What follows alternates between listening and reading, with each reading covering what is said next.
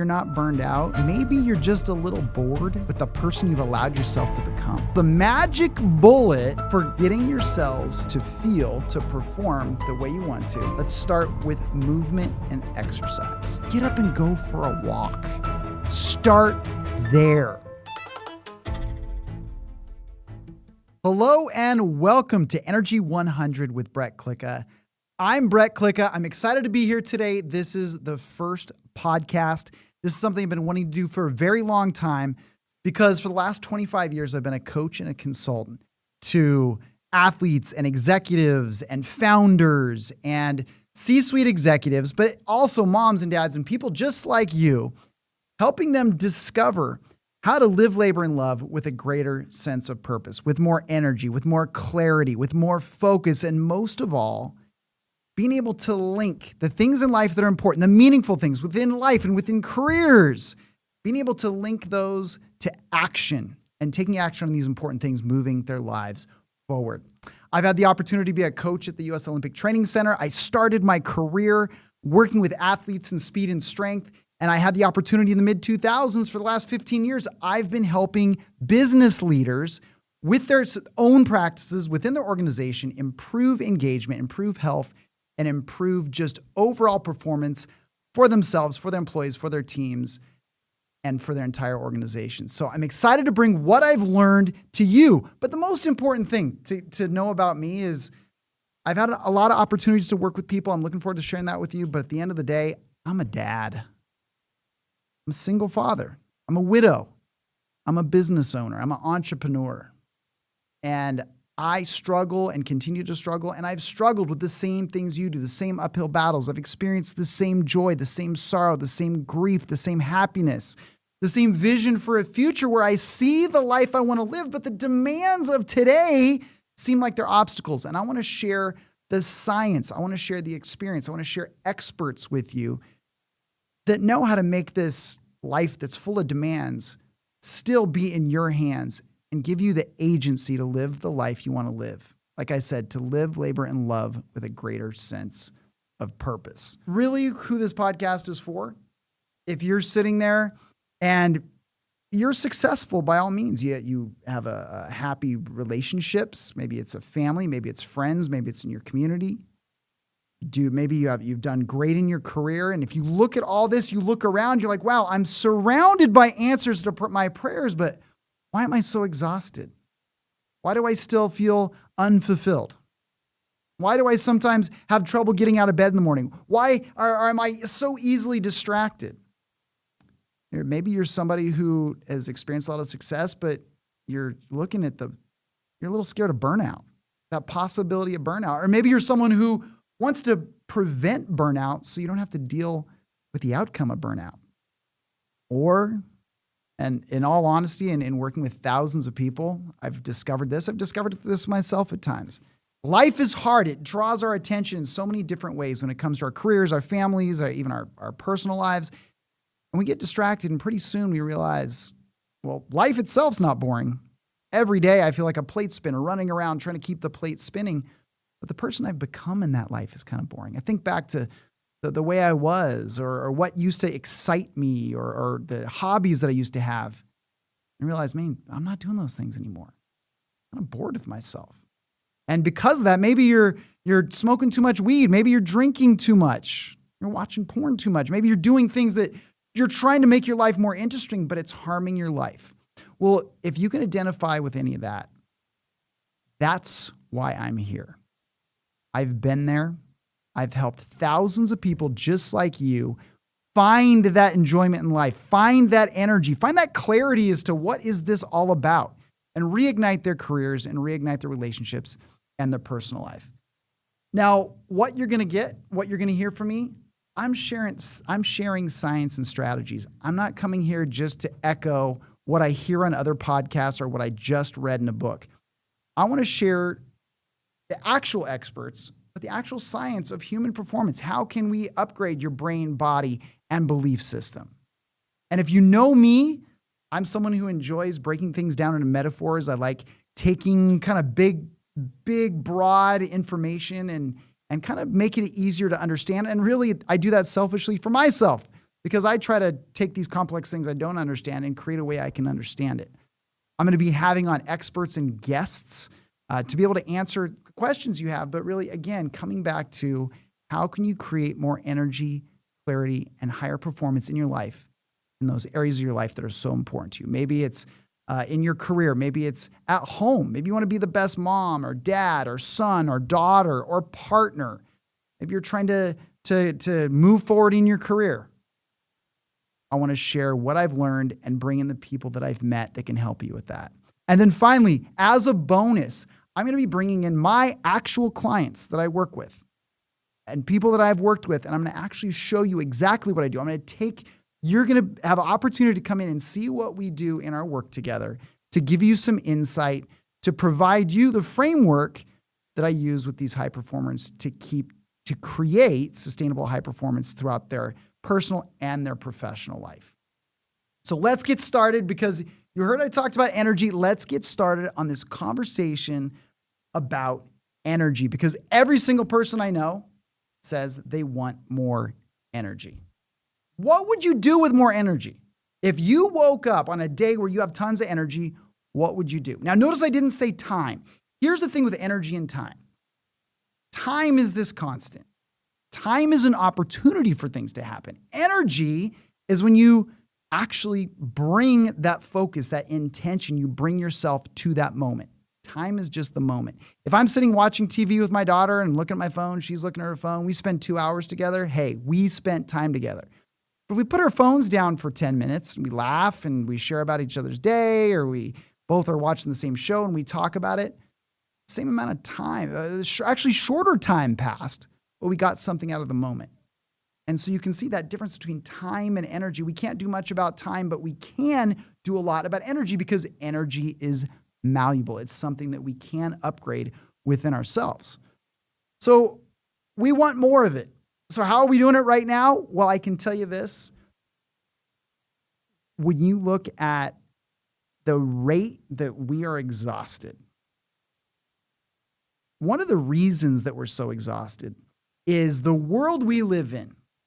The world we live in of the 24-hour news cycle, technology, we have our phones, our computers, our everything, this constant information. The world we live in has grown exponentially. Technology has created exponential leaps in essentially what's expected of us.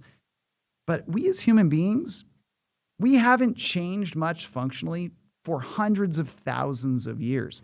So here you have this huge world of demands based on the technology that's been developed, the global economics, all these demands, but we still have very basic capacity as human beings. And that's why we constantly are feeling exhausted and overwhelmed. Our demands in our life have exceeded our capacity to keep up with them. Now, the good news is what they've discovered through research in plasticity and ways we can upgrade our brain and body is there's ways that we can upgrade. So the demands that surround us aren't exceeding our capacity. But right now, what are we doing? Well, I can tell you from a financial standpoint, if you look at where the money goes in the conversation about energy, the energy drink industry alone, I'm not talking about coffee, I'm not talking about energy pills or energy gummies or any energy thing like that. I'm talking about just energy drinks. Energy drinks globally are worth $90 billion, and that's expected to double in the next 4 years. So that's really where we're putting our chips is, oh man, we're tired. Our body, the human body can't keep up with the demands. So we're going to shift over to caffeine drinks. Non-tobacco nicotine. That industry is worth about $7 billion, expected to double by the year 2030. And that's another stimulant that we're taking. It's robbing us of sleep. And this is the way we envision energy. It's like we're being tricked. We think energy is this frenetic state. We want to feel like we're bouncing off the walls. And to have that level of alertness and focus, it's not necessarily bad. But here's where that becomes a problem. So really quick, breaking down, how does our energy system work at essentially the limbic level, at the level of our emotions and the level of our peripheral nervous system, which is that nervous system that kind of keys us up if there's danger and helps us chill if there isn't danger. So when there's danger, our sympathetic nervous system fires off. It says, oh my gosh, there's a lion in the room. We're going to give you this jolt of energy. We're going to change your metabolism temporarily. We're going to make it so you can fight a lion. That's what energy drinks do. That's what caffeine essentially does, is it gives us that response. The good part about that sympathetic energy is that it is high energy. It can bring our focus in. It really can increase performance for short periods of time. The problem is it's not a sustainable form of energy, and caffeine as a drug, over time, we don't respond to it, so we have to take more caffeine. More caffeine means less sleep, and we just get into the cycle where all of a sudden we're more exhausted because we take the caffeine. And as you see how that industry is growing, you can see that happening to everybody else. On the other side of that peripheral nervous system, we have our parasympathetic nervous system. Now, this is that nervous system that helps us focus and rest and digest. Good thing about that is that we're able to think more tactically, more rationally, more values-based, and we're able to think long-term. The problem with the parasympathetic nervous system is it doesn't necessarily create a sense of urgency, and it doesn't bring that sort of engaged, ready-to-go feeling. So what I want to show you how to create is a mix of the two. And the researcher, get this name down, write it down, Mihai Csikszentmihalyi. Fun name to say, but he's a researcher, a Hungarian researcher, and what he's researched is a state of flow. Now, if you've been in the state of flow before, maybe it's when you are doing a hobby, maybe you're playing a sport, that state of flow where time becomes irrelevant. It's like you and the activity, or you and the person, or you and your talent. It's like the rest of the world dissolves away. This is called the state of flow. And our brain goes into a very unique set of brain waves when that happens. Well, what it does is it creates this equilibrium, kind of creates this middle space where we have the stimulation from the sympathetic nervous system, but we also have the focus and an ability to think long-term with the parasympathetic. That's the type of energy I'm talking about. I'm not talking about the frenetic energy where you're bouncing off the walls and then crashing. So if we can find that middle state, this is where we're able to sit and focus on things for extended period of time. This is when we're able to sit and listen to our partner or to our spouse without looking at our phones and being distracted. This is where we can actually dive into the things that are meaningful to us, and we can decrease things like distraction and anxiety and frustration. So burnout levels are on the rise because of this. So it's extremely important that we start to look at, okay, how does our energy system actually work so we don't have to take external drugs? Not that caffeine's terrible for us, but you look at the ways that our body and brain create energy. Really 3 10,000-foot level sources of energy. Your body, your physiology, your biology, we get energy from that. Our brain, this is our cognitive ability, our emotional regulation, all these things happen at that neural level. And then finally, our beliefs. And our beliefs are what guide our behavior. Essentially, it's our values, it's our experiences all come together to motivate us to take action, motivate us to stop action. So those are kind of the 3 big places that we get this energy, that parasympathetic, sympathetic, right in the middle, that flow energy. This is where we get it from. So today, I want to start this conversation by looking at our biology. Because honestly, if you're someone who is completely exhausted, if you're one of those people that I talked about earlier, you're coming home and you know there's more to life, you know you want more out of your relationships, your personal life, maybe it's your professional life, but you're just exhausted. If you're not taking care of your biology now, if you're not sleeping, moving, exercising, eating, that is going to create the fastest shift in how you feel. So today I want to take some time to talk about that. This is something near and dear to my heart. Like I said, I started my career as a coach in strength and conditioning. So the way the human body works is a passion of mine. I've had the opportunity to speak all around the world with this. So when we want to improve your biology, you have to understand that our body is made up at the simplest level. If you break us down to the simplest Legos, we are a bunch of cells. We're just a bunch of, it's like we're made out of these Legos, these cells.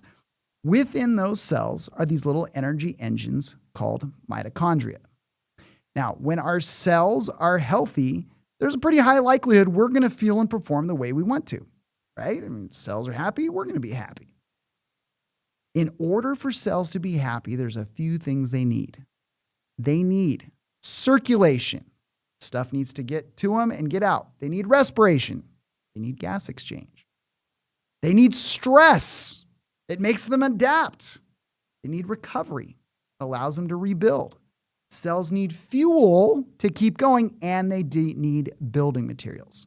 So circulation, respiration, stress, recovery, fuel, and building materials. When our cells get the right amount and frequency of those things, there's a high likelihood we're going to feel and perform the way we want to, and that biology is what creates our base. If your biology is not intact, if your cells aren't working the way that you want them to, and you think that you're just going to get your brain to think your way to feeling and performing better, it's an uphill battle. I mean, think how you feel when you're sick, when your cells aren't working well. Are you really motivated? Are you really clear-headed? So the first step is, how can we take these cells and get them what they need so I feel and perform the way we want to? Today, I want to share one of the miracles, absolute miracle, the magic bullet for getting your cells to feel, to perform the way you want to. Let's start with movement and exercise. Now, before you say, well, I know it's good for me.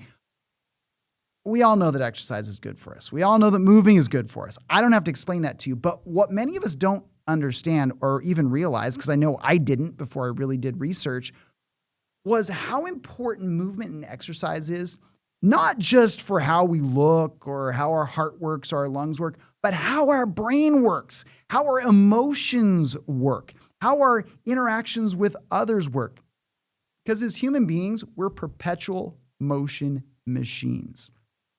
If you look back to all the way back to our ancient caveman and cavewoman ancestors, life was movement. Life was, if I wanted a glass of water, I didn't just go turn on the faucet. I had to go hike down, kill 3 saber-toothed tigers, get my water out of the creek and hike back up the hill and probably kill another mastodon or whatever.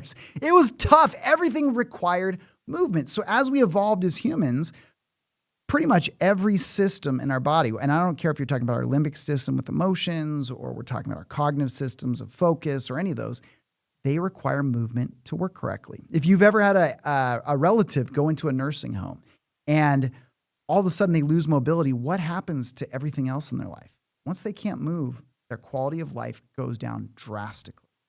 So first, how can we just move more throughout the course of the day? I'm not even talking about exercise, because the average American, and when I say American, I'm talking about the developed world. It's not just America. In the developed world, the average person is inactive. They're not getting the circulation, respiration, stress. They're getting recovery if they're not moving, but they're not getting these things to the cell. They're inactive 11 hours a day, and that's independent of sleep. We are sitting at our desks. We're sitting in cars and couches and cubicles for 11 hours a day. And we wonder, man, why do I still feel tired at the end of the day? It's because our cells haven't got the circulation, respiration, and stress they need to adapt. So what's the first thing? Well, be a river, don't be a pond. If you want to leverage your body's ability to create the energy you need to thrive, the first thing to realize is when you can stand up every 2 hours. If every at least 2 hours you can get up for 1 minute. If you can stand instead of sit. If you can walk instead of stand. If you can take the stairs instead of the elevator. If you can park further away from the door at the grocery store. Here's what happens. So when I make that decision, I've been sitting at my desk and I'm going to go get a glass of water. Now I could walk across the room. I stand up, heart rate increases, circulation, respiration increases a little bit. I can get that glass of water, go sit back down. Or I could say, I'm going to take 2 minutes. I'm going to go up the stairs to grab a glass of water and come back down. Now I've increased respiration, circulation, and a little bit of stress just to make the cell interested. Now my brain is saying, okay, thank you. I'm getting more circulation to my brain, so I'm going to feel a heck of a lot better. And this is just moving, folks. It's the same as in nature. If you have something that doesn't move in nature, if I'm a little forest critter and I can't move, things ain't looking too good for me. If I got water that's just sitting out in nature, I mean, think about the difference between, I said, a river and a pond. What's the difference? I mean, they both are water, but if I give you a glass of the pond water, are you going to drink it? Probably not. And why? Well, because it's disgusting. It's murky because it doesn't move. Stuff gets into the system, just like our bodies. We're always eating and drinking and breathing. We're bringing stuff into the system, but without movement, we can't create and move it out of the system as well. So gunk forms. It's as simple as that. Gunk forms. Essentially our blood, our physiology turns into a pond when we don't move every 2 or so hours. Understand that once we're immobile for about 4 hours, for hundreds of thousands of years, when we were immobile, unless we were sleeping, if we didn't move at all for long periods of time, it meant that we were injured. It meant that we were sick. We were impaired in some way. So after about 4 hours of non-movement, your physiology starts to downregulate. However, what's strange is our cognitive processing, emotional processing, all of this downregulates. So it goes down. But you know what goes up? Inflammation. So sitting actually creates for long periods of time, creates tremendous inflammation. Because our muscles need to move in order to regulate inflammation. Again, we're perpetual motion machines. So the moral of the story with just moving, getting that circulation, respiration, is every 2 hours, find a reason to stand up. Find a reason to go walk to the bathroom. Don't sit for longer than 2 hours at a time. Find opportunities to move more throughout the course of the day. Again, getting more good stuff to your brain and body, getting the bad stuff out. You're creating a river that used to be a pond. So now we understand, okay, if I move, I can get more good stuff in, more bad stuff out. What's the next step? Well, let's take that movement, make it challenging. So we're going to turn up the stress piece of it just a little bit. I know you're already stressed out. You're saying, Brett, I don't need any more stress. Just hear me out here, because there's a happy ending. So if we give it a little, turn up that stress knob a little bit more, if we can sustain the movement for a little bit more and we can do it regularly, now we're talking about exercise. Now, if you want a magic bullet, if you're saying, Brett, I'm listening to this, but I am dead by 4 o'clock every day. That 2 o'clock, the middle of the day crushes me. I wake up in the morning. I'm just tired all the time. If you're not exercising and you start exercising, that will have the most dramatic shift that you've ever seen on your energy. And I can guarantee that. Here's why that is. And I'm also going to explain some little things that you can do if you're someone who hasn't exercised to get started so that it doesn't suck. Because let's face it, we probably have the least fit population we've ever had. There's a lot of data on that. We're not physically prepared. We're not physically adept. Yet the most popular exercise programs and gyms are the most intense that we've ever seen. It's these competitions where it's CrossFit and it's this and it's that, and you go as hard as you can. That's what's popular. So we have this extremely unfit, unprepared population with these warrior opportunities for exercise. So if you're someone who's been sitting on the couch and you're trying to get yourself motivated to exercise, don't show up to the boot camp high rock 5,000 Puke-O-Matic class on Monday. Get up and go for a walk. Start there. Because if you can make that walk more challenging over time and you can enjoy it enough as to where you make it regular, that's how we're going to create the shift in yourselves. Because here's how exercise works. We're sitting here, our body's found like a nice little homeostasis. It's like, I'm watching the game, I'm watching TV, I'm watching Severance, whatever it is you're watching, and you're kind of relaxed, and your body and brain are like, but then you get up and you start walking, and then you turn that walk into a jog, and your body and brain are like, wait, what are you doing? Are you chasing an animal? Are you being chased? Because remember, for hundreds of thousands of years, we didn't just go for a run for the heck of it. And it's a good thing we didn't, because we were kind of starving all the time. So if we were starving all the time and we thought it was the greatest idea in the world to go run 10 miles, we would have been dead because we wouldn't have had enough fuel.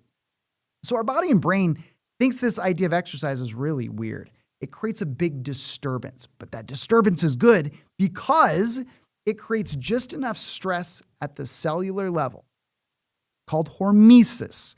It stresses that cell, not so much that it breaks down, but it stresses it so much that it's like, dude, okay, are you going to do this all the time? I'm going to adapt. And with aerobic exercise, here's how the cell adapts. And this is what's so cool. And by aerobic exercise, I'm talking about something that elevates your heart rate for any period of time, but we'd love to see it. The greatest adaptations generally after about 20 minutes to 30 minutes, even longer. But here's what happens. When we do that type of exercise frequently, we get more mitochondria. Our body and brain says, all right, if you're going to do this all the time, I'm going to give you more energy producing engines because you must live on the African savanna and you're running around chasing animals all the time. I don't want you to be tired because you got to be able to get food or run from predators. I'm going to give you more of these mitochondria, these energy creating engines. So we get more of those. If you do at least 150 minutes, and research done about 150 minutes of something that elevates your heart rate, you're going to get more energy building engines. Dancing, roller skating, rollerblading, jogging, running, jumping jacks, whatever it is that gets your heart rate up, your body's going to respond by giving you more energy producing engines. Here's what's even cooler. So if we want to turn up that stress just a little bit more, so for 150 minutes of about 70 of those minutes a week, not at one time, 70 minutes a week, we turn it up to a point where we can have a conversation, but we really don't want to. Now, I can't, if my buddy's talking to me while we're running, I don't want to talk back. Or I can't update my social media because I'm pretty toast. But I still can talk. I'm not throwing up. I'm not getting sick. If we're willing to take it to that point, so I run up a hill, go up some stairs, 70 minutes a week, not only am I going to get more of those energy producing engines, they're actually going to produce more energy per engine. So think about that combo. So 150 minutes a week, that's about 20 minutes a day. Half of it, you're going out for a cruise, your heart rate's up, you're listening to a podcast, whatever it is, your heart rate's up, you're going, you're breathing hard. And then for 70 minutes, so let's say you take 3 days for 20 minutes and you go hard, you find a hill, stairs, like I said, all of a sudden, you're going to be supercharged from the cellular level. Again, those mitochondria are going to give you that energy to thrive. So when it comes down to time, again, it's 150 minutes, half of that, but they found it as little as 30-second bursts. So I'm at work and I'm going to go up the stairs. I go up the stairs fast. That's enough to make your brain and body say, what's going on here? And if you do that enough, you'll get an adaptation similar to if you sat and did it all at the same time. You can break up your aerobic exercise throughout the day into these little mini bursts, and still your body will adapt by more energy producing engines. Each engine produces more energy. That's pretty awesome. It's pretty easy to do. But again, don't show up to the Puke-O-Matic 5000 boot camp to get this type of exercise. Start by going out for a walk. Get an awesome outfit, listen to great music, go out for a walk. As soon as you've done that for a while, make that walk faster. Find some hills, find some stairs, some things like that. So now we figured out, hey, I can increase circulation. I can increase respiration by just moving. If I'm willing to put a little bit of stress into the system, again, a little bit, I'm actually able to thrive. Now, part of this podcast, I'm going to be bringing in experts, and I want to share with you some of these specific protocols that we can do. I'm sure you've heard of high intensity interval training. I'm sure you've heard of some of these different things, but where we can really maximize what happens to your cells in the least amount of time. Because like I said, in a 30-second microburst, your body and brain say something's happening and your cells start adapting. So that's one side of exercise. That's aerobic exercise, probably the most popular. But I'll tell you, for years, this other type of exercise was just kind of relegated to the Arnold Schwarzeneggers of the world and the bodybuilders. And man, science has found that resistance training is amazing. While aerobic training is kind of the magic bullet for health and disease prevention, things like that, resistance training is the magic bullet for quality of life. And what resistance training is, it's moving your body, it's moving your joints through full range of motion against a resistance of some sort. We got resistance from gravity. Your body weight weighs something. If I'm doing push-ups, that's resistance training. If I'm using a band and doing curls or lunges, that's resistance training. Kettlebells, barbells, dumbbells, medicine ball, whatever it is, it's resistance training. What it's doing is it's taking something that our brain and body are used to. Being upright and walking. It's used to that.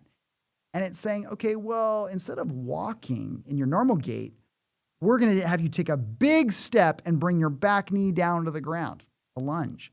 And then you have to come up against gravity and all those different joint angles and everything. The muscles have to work to go through that whole range of motion. All of a sudden, your brain and body go, oh, dude, we haven't done this. This is crazy. Your muscles are lengthened under tension. They have to lengthen and shorten and do all these different things. So we get a little bit of sore. Little bit of soreness. But what happens is those muscle fibers break down and then they repair and come back and they're stronger. So what does this mean? If you're somebody like, well, yeah, Brett, I don't want to go to the gym and be a big bulky bodybuilder. The good news is as long as you're not taking drugs and on a specific bodybuilding competitive plan, you're never going to look like that. Our brains and bodies think it's ridiculous to have outrageous amounts of muscle. So if you want to have that quality of life magic bullet, here's what I recommend about resistance training. So the research says in as little, and this is wild, in as little as 30 minutes a week, if you're doing some push-ups and lunges, you're working all the muscles in your body, not just curls, not just crunches, but if you're working all the large muscles in your body, in about 30 minutes a week, you can see a change. Now, by change, here's what resistance training does for your body. We've known for a long time when we do resistance training, our muscles get stronger. They respond by saying, okay, if you're going to do that all the time, we're going to give you more muscle fibers. We're going to make that movement more efficient at the brain level. We're going to give you some metabolic advantages to make that movement and all these things better. We've known that for a long time. We know that you get stronger. We know that when you resistance train, you get more lean muscle mass. If you are trying to improve your body composition, your body weight, you're trying to improve the way you look in the gym, listen to me and write this down. If you're trying to improve the way you look or the way your body's shaped or your body fat, be a weightlifter that does aerobic training too. Be a weightlifter that does aerobic training too. If you're training for a race or if you're a runner that's trying to win a 10K, be a runner that does resistance training. But if you're trying to change the way your body works, aerobic training is fine, but resistance training is what's going to do it. So we change the shape of your muscles. We do all those different things. We also increase that amount of lean muscle mass, which is a major aspect of being able to burn a lot of fat. The biggest contributor at the end of the day to how many calories we burn, and this is important to listen to because a lot of us think that exercise is the biggest contributor to calorie burn at the end of the day. Our basal metabolic rate, it's just how much energy we burn just sitting here. And everyone in this room and you at home, everyone's going to be a little bit different. And most of that difference is due to the amount of lean muscle mass you have. As a matter of fact, a couple years ago, they came out with a meta-analysis looking at metabolism because forever, they've thought that as we get older, our metabolism just naturally decreases because aging sucks. That's really what they thought for a long time. But then when they looked back and they indexed metabolism with lean muscle mass, they found that losing and decreasing metabolism as you get older is not an imperative. What tends to happen is we lose lean muscle mass as we get older because we're not as active. So if we're able to maintain that lean muscle mass through resistance training, our metabolism is not going to take as much of a hit. So resistance training is going to help you maintain metabolism, bone density, bone strength. Think about when I go and I lift weight and I'm putting all that resistance against those, the tendons and the bones are under compression. They respond by getting stronger. And this is particularly important for women when we look at osteopenia, osteomalacia, osteoporosis. Stronger bones are really important. And here's another thing that resistance training is going to do for you. And we've always been told the opposite. We've always been told that if you do resistance training, if you lift weights, it's going to make it so you're not as flexible. And that can't be further from the case. If I have a runner, when I was working as a performance coach and a personal trainer, when I worked with runners and cyclists, they would do one thing all the time. Now, there's two ways to mess your body up. Do nothing or do only one thing. So anyone that's in a repetitive motion type of exercise, it can be good for your heart and lungs, but understand that if you just follow one little sort of gait or you do just one movement, your body's going to adapt to just that one movement. Think about what that does for your flexibility. It limits it. It severely limits it. But if I'm doing resistance training and moving my body in all planes of motion, all ranges of motion, that gives my brain a signal that says, hey, keep this range of motion. I'm doing a lunge. It's going to say, hey, keep the hips moving like this. I'm doing a lateral lunge. If I'm doing a push-up, my brain's saying, hey, my shoulder blades, my shoulders, my arms, everything needs to maintain this flexibility, mobility. So resistance training is something that can also help with that. Finally, this is still in the works, but there's a lot of research on it. One of the things that resistance training appears to be better than aerobic training at is changing how they're called glute receptors on our muscles, how they're able to actually absorb blood sugar. Because what these little things do is they act like little vacuums. They're on our muscles and they vacuum glucose, turn into glycogen into our muscles out of the blood, lower our blood sugar. When we resistance train in as little as 3 seconds, if we're lifting a heavy weight and we're just bearing down for 3 seconds, that's all it takes for our body and brain to be like, oh, dude, something's happening. We need to create adaptations. So aerobic training was 30 seconds. Resistance training in 3 seconds of something high intensity, your body and brain say, hey, something's going on. So when you do resistance training, these little receptors on your muscles, it appears because resistance training is so challenging for your muscles, these little glute receptors that bring in the sugar out of your blood, they get super sensitive after resistance training. So even after you're done, they keep the sensitivity. So what they do is they act like little vacuums for blood sugar. So it helps you maintain blood sugar. That is critical.